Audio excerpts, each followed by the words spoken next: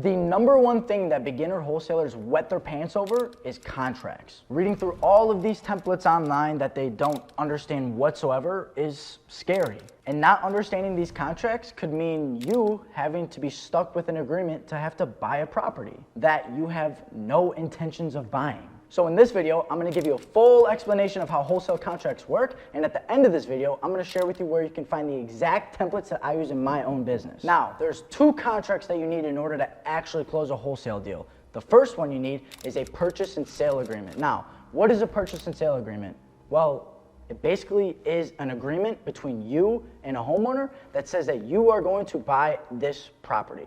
As simple as that. And yes, it is a legally binding contract, so nobody can go against their word. So that's a purchase and sale agreement. Now the second contract that you need is an assignment contract, an assignment of contract. Once you actually have a property under contract with a purchase and sale agreement, you legally own the rights to buy that property. No one else can buy it because that seller is in an agreement with you legally, and it's a legally binding contract. So that assignment contract, all that states is that you are transferring the rights to buy that property to another individual.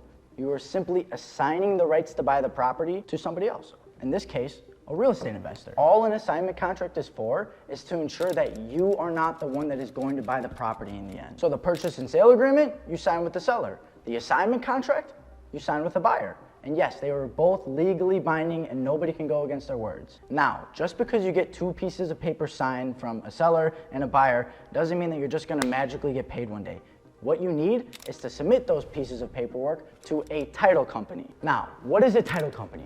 All a title company simply is like, think of it as a supervisor. You know, they're the ones to check that the person that you signed a purchase and sale agreement with is actually the real owner of that property. And then on top of that, they're making sure all of the paperwork makes sense and everything is ready to go and that you can actually close on the property. There's no need to complicate it, just simply understand that. So with that being said, allow me to break down the most important parts of these contracts so you can be locking up better deals and actually negotiate better deals. Starting off with the purchase and sale agreement, the 5 most important parts of this contract are the purchase price, the earnest money deposit deadline, closing date, the inspection period, and the attorney modification period. Now, as I'm going over this purchase and sale agreement, I don't want you to freak out when you're seeing that some of this stuff is blurred out, because the reason why it's blurred out is that it's just typical stupid contract stuff, like Drewski says, just typical contract stuff. For instance, let me unblur one of these sections just so you can see how it doesn't really matter for you to understand it. Consideration receipt insufficiency. Seller hereby acknowledges and accepts the amount of consideration as the total consideration for the sale of the property to the buyer. Blah, blah, blah, blah, blah. Stuff that is not important, stuff that isn't gonna depend on you making money or not. And if you're looking over these contracts, and you don't understand a specific part, throw it into ChatGPT and tell them to dumb it down to you. Now let's get into the important stuff. Like I said, the first most important thing is the purchase price. So looking here at the contract, you can see it says financial terms, purchase price. Financial terms, price offered is whatever you and the seller agreed on. Just make sure that number is there. Simple as that.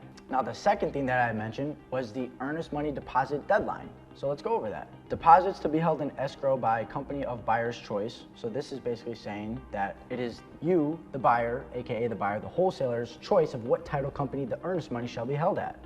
And in this contract, it says the deposit to be placed in escrow prior to the closing. And right here, it basically says that you need to deposit some sort of earnest money before the closing date.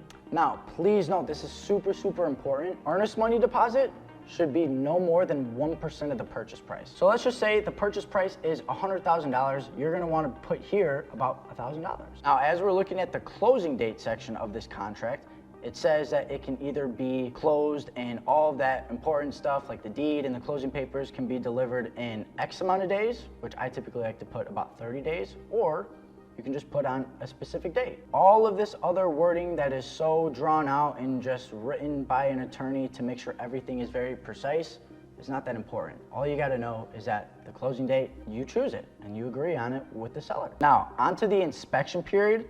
The inspection period is the part of the contract that is going to protect you from actually being locked in to having to buy a property pretty much. Let's say you can't find a buyer.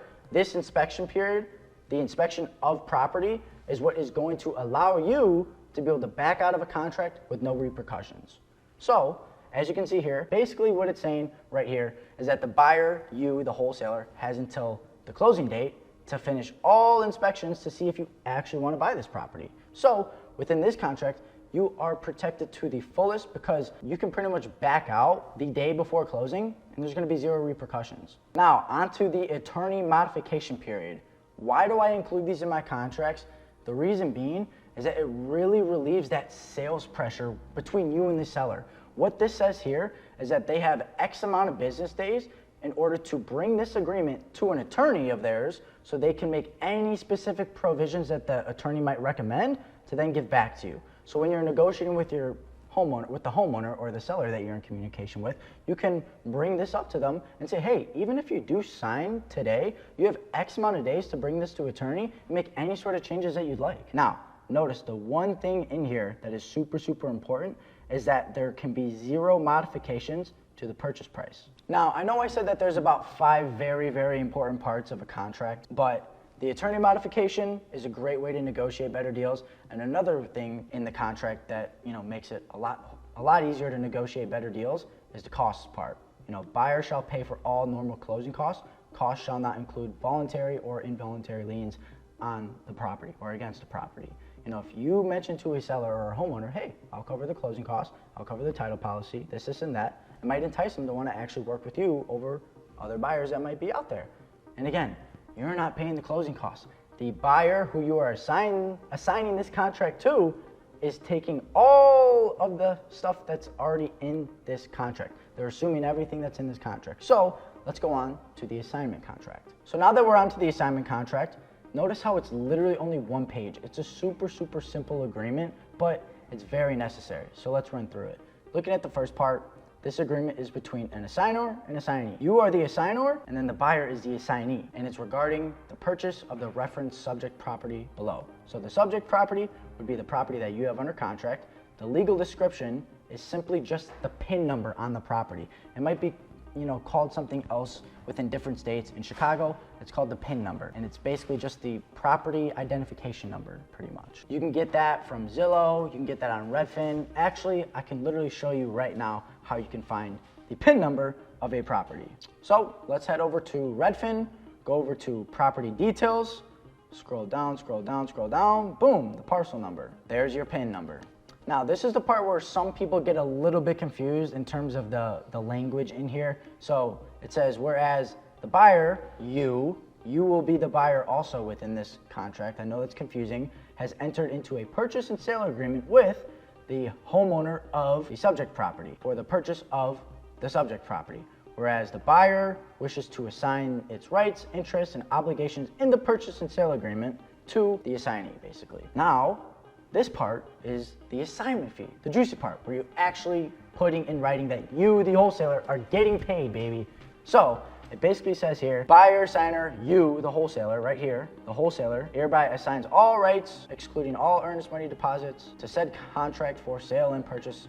A bunch of weird writing that attorneys love to use. So the assignee, the new buyer, will go here, and it's in exchange for consideration of the amount of however much your fee might be. If you have a property under contract with the purchase and sale agreement with the seller at $100,000 and you and the buyer verbally agreed on 110, you will put here $10,000. Now, onto the section of the assignment contract that states that you are going to get paid at the closing table. So let's get into it. Buyer/assigner, you the wholesaler, assigns all the rights of the original purchase and sale agreement to this new buyer, the assignee, in exchange for the consideration of X amount of dollars to be paid at closing. So let's say in that purchase and sale agreement, you have the purchase price at $100,000.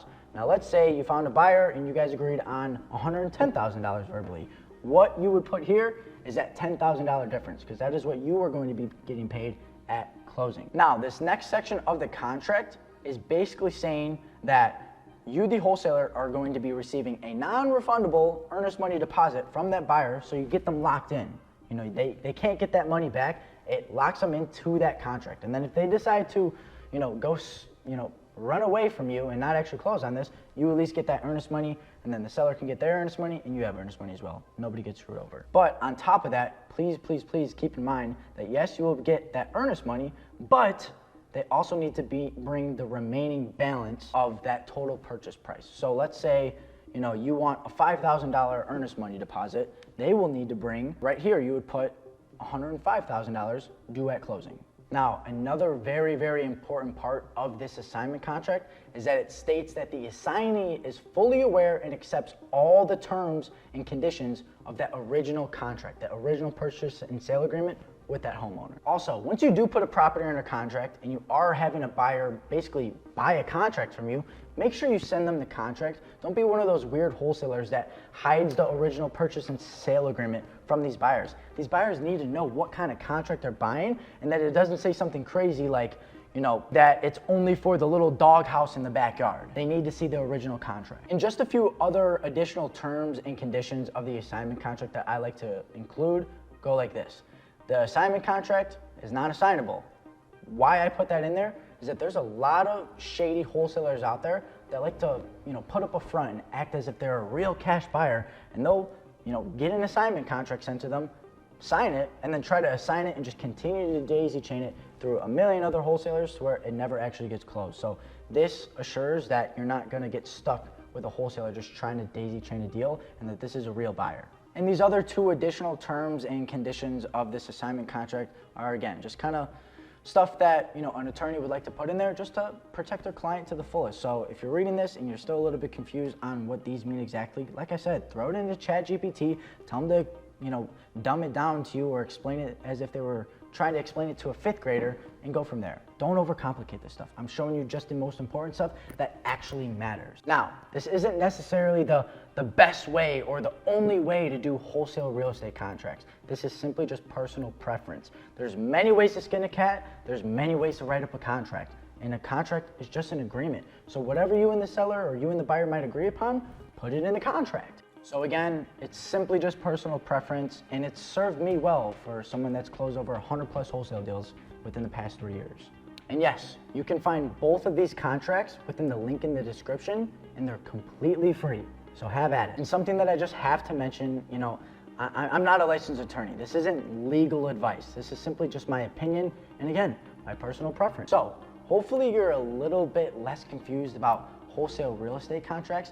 And if you're still a little bit confused, or if you're looking for more information on wholesale real estate, feel free to tune into my channel. I got a ton of resources on there. And if you want to learn from me personally, there's a link in the description for that as well. Thank you guys for tuning in, and I'll see you in the next video.